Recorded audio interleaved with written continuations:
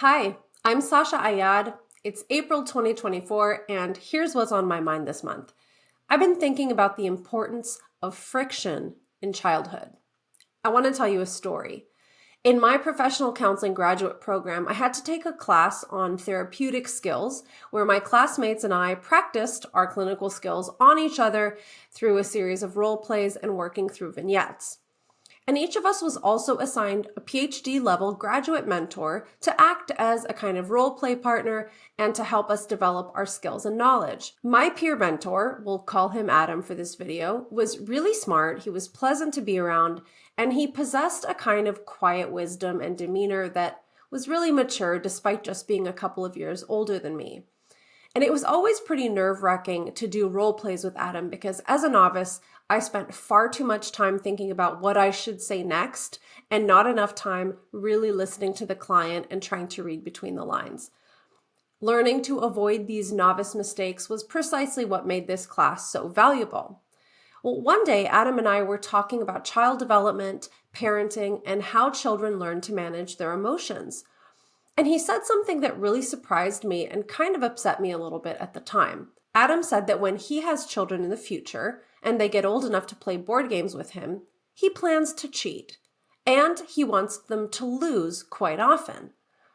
I must have made a strange face while he was telling me this because he went on to explain something like, life is not fair and sometimes we don't get what we want. So my kids are going to have to learn to deal with situations that really upset them.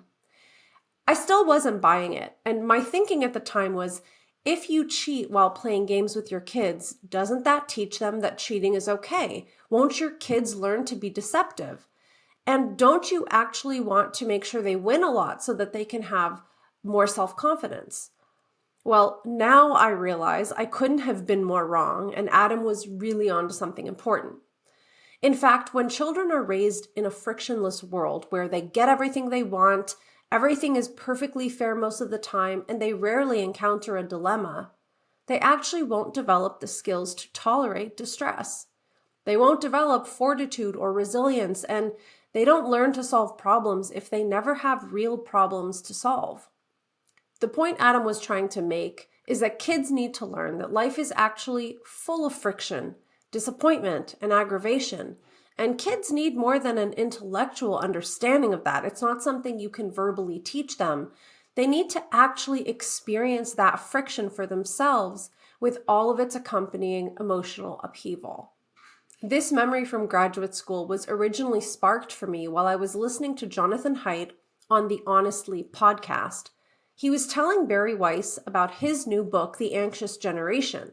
Haidt is one of my favorite contemporary psychologists, and his writing and work has informed so much for me about my understanding of things like the psychology of morality, the adolescent mental health crisis, and now his new book discusses what he's calling the fundamental rewiring of childhood.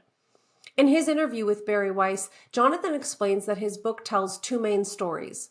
One about the loss of play-based childhoods, and the other about today's phone-based childhoods and how they fail to meet children's basic needs during this really crucial period of development. Jonathan Haidt often talks about the importance of encountering friction, and specifically the friction that happens during unsupervised play.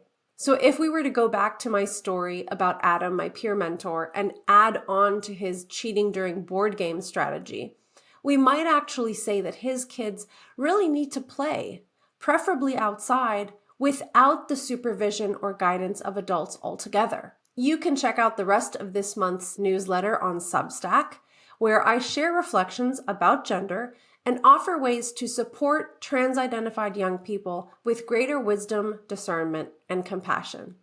Thanks for watching.